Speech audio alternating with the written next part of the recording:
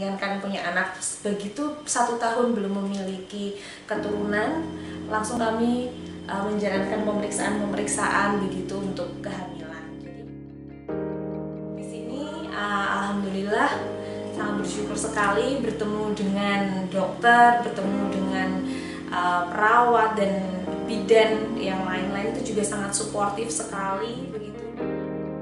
Namanya kaget gitu pada saat dinyatakan hamil gitu, karena kan nggak percaya ya. Saya kira inseminasi sekali begitu tuh nggak mudah dan itu belum tentu berhasil begitu, tapi ternyata oh bisa juga berhasil gitu kan.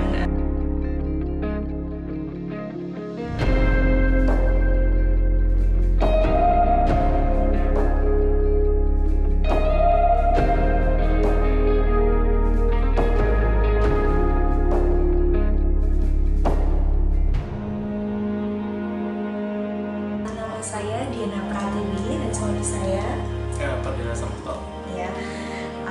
Di sini kami ingin sedikit berbagi kepada pasangan yang lain di IVF Gladiol tentang proses perjalanan kami dalam menjalankan program kehamilan yang kami kemarin jalani, yaitu program inseminasi atau IUI ya gitu. Nah, perjalanan kami dalam mendapatkan buah hati ini kurang lebih berapa tahun? Sekitar 5 tahun. 5 tahun dari pernikahan ya. Dan itu memang sudah kami programkan, sebenarnya bukan program sih, tapi seperti halnya memang sudah kami sadari bahwa kami menikah kemudian memang menginginkan punya anak. Begitu 1 tahun belum memiliki keturunan, langsung kami menjalankan pemeriksaan begitu untuk kehamilan. Jadi untuk program hamil begitu. Jadi di tahun pertama itu kami sempat juga pertama di Jogja begitu. Di Jogja di salah satu rumah sakit swasta.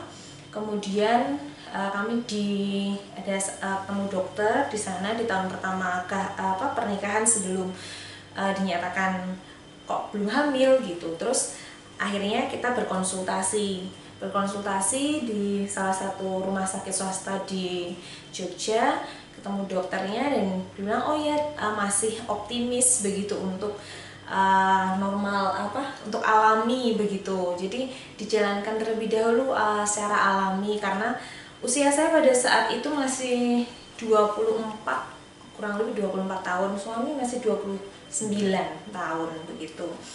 Kemudian baik, kami melakukan pemeriksaan HCG pada saat itu ya. HSG ternyata bagus, hasilnya normal, suami juga screening sperma juga baik begitu.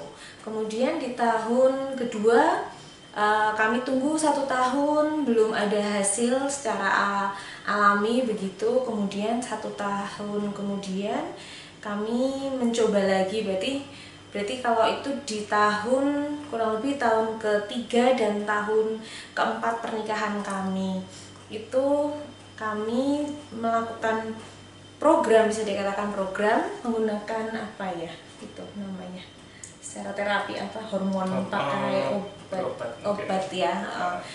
Juga kalau tadi di rumah sakit, ini di salah satu klinik begitu di Jogja juga begitu.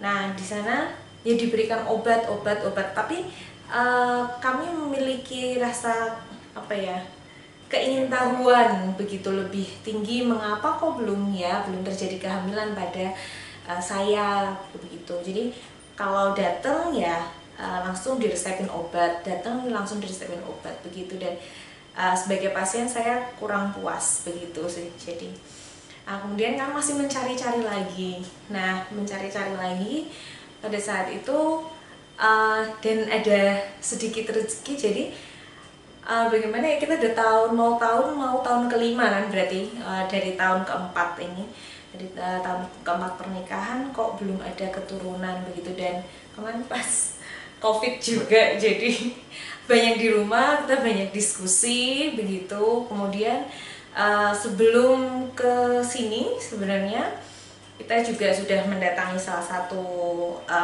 klinik untuk apa ya, klinik IVF juga ya, yang lain begitu. Tapi terapinya sama, masih dicoba untuk alami terlebih dahulu begitu. Terus penasaran lagi karena kami sudah seperti itu di tahun pertama begitu. Nah, penjelasan juga masih, saya secara pribadi masih kurang puas sebagai seorang pasien begitu pada saat itu. Nah, kemudian searching di internet. Kebetulan saya asalnya di Magelang meskipun domisili di Jogja. Itu akhirnya menemukan gladiol. Ada di internet itu muncullah salah satu referensi untuk program yang rumah sakit yang memiliki IVF itu adalah gladiol. Kemudian karena dekat juga dengan dari Jogja, kenapa nggak kita coba pada saat itu gitu. Jadi langsung pindah arah begitu, kita ke Magelang aja untuk program. Saya baca, kemudian Tuhan mentakdirkan kita bertemu dengan Dokter Yunita. Dengan Dokter Yunita ya, entah kenapa langsung nembak ke Dokter Yunita. Tapi sebenarnya kita juga udah membaca track record beliau juga, itu salah satunya, dan track record dari rumah sakit ini begitu. Akhirnya kita datang pada saat itu langsung untuk berkonsultasi. Saya ceritakan semuanya ke Dokter Yunita, proses dari A sampai Z-nya selama 4 tahun ini itu kita bagaimana, itu saya. Kemudian saya sudah pasrah sama Dokter Yunita, mau dikasih program apapun dokter saya ngikut begitu. Akhirnya di rumah sakit inilah ya, di IVF Gladiol inilah kemudian kami menemukan jawabannya begitu. Dari sekian permasalahan ternyata ada yang masih tersembunyi, dan di sini sangat detail sekali untuk asesmennya begitu. Jadi apa mungkin bisa diceritakan asesmennya yang sangat detail begitu dan menjawab pertanyaan kita selama 4 tahun, kurang lebih 4 tahun ini. Ya, jadi pada saat ketemu dengan Dokter Yunita sebenarnya kami itu sudah sudah nunggu banyak sekali, 4 tahun lebih mungkin ya untuk memulai. Kalau misalnya kita memulai dari awal lagi kok ya itu namanya karena waktunya kan juga semakin sedikit loh, karena semakin kita tunda program kehamilan, semakin kita tunda lama itu kemungkinannya akan semakin kecil untuk berhasil. Maksudnya itu kami ingin sekali melakukan program yang lebih jelas gitu ya, bukan hanya diberikan obat-obatan saja, tapi kita harus selangkah lebih depan gitu untuk istilahnya agar supaya program ini berhasil gitu kan. Nah, waktu itu kami berharap bisa memilih antara bayi tabung atau menggunakan inseminasi gitu kan, seperti itu. Nah, tapi pada saat itu kami sebenarnya ingin sekali menggunakan bayi tabung ya waktu itu, karena ya sudah biar agar supaya kita segera cepat berhasil gitu ya, karena kita juga gitu. Sudah sering baca statistik gitu kan, bagaimana kemungkinan berhasilnya antara inseminasi dengan bayi tabung, dan bayi tabung tentu saja lebih superior, lebih bagus gitu kan, seperti itu.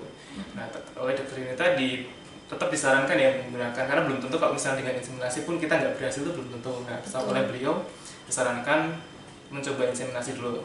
Nah, kami juga ya sudah, berarti kami ikut saja. Nah, pada saat itu juga dilakukan asesmen ya di sini ya. Nah, ada beberapa asesmen termasuk hormonal juga. Ternyata kami diketahui asanya tinggi. Jadi itu yang menyebabkan sel sperma itu tidak sulit untuk bisa membuat sel telur, karena jadi dari rahimnya sendiri itu menolak seperti itu. Nah, karena ketemu seperti itu, akhirnya kita lanjutkan dengan program inseminasi, dan alhamdulillah berhasil seperti itu. Iya. Jadi dengan sebenarnya untuk pasangan-pasangan yang lain begitu, jangan sampai menunda dan sudah parah begitu ya, sudah parah kemudian baru program begitu. Kalau dari prinsip kami berdua bahwa saya masih muda pada saat itu, saya masih optimis karena masih di bawah 30 tahun begitu, jadi di usia kurang lebih 27 ya, 27 28 saya menjalankan program. Dan memang juga baca-baca begitu, kalau memang semakin muda semakin chance-nya juga semakin meningkat kayak gitu. Jadi jangan tunda untuk melakukan program kehamilan apabila memang dirasa ada yang kurang beres di tubuh kita atau pada pasangan kita, ya langsung saja dikonsultasikan dan langsung saja diputuskan mungkin akan melakukan program yang mana, terapi yang mana begitu. Dan di sini alhamdulillah sangat bersyukur sekali bertemu dengan dokter, bertemu dengan perawat dan bidan yang lain-lain, itu juga sangat suportif sekali begitu dalam melakukan edukasi terhadap kami. Jadi sangat sabar, sangat kredibel ya, kemudian detail juga dalam memberikan pelayanan.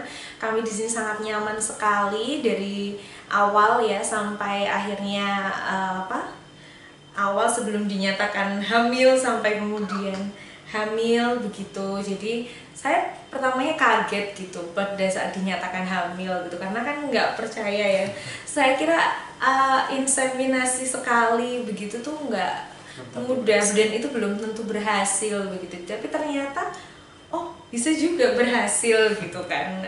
Karena ya begitulah,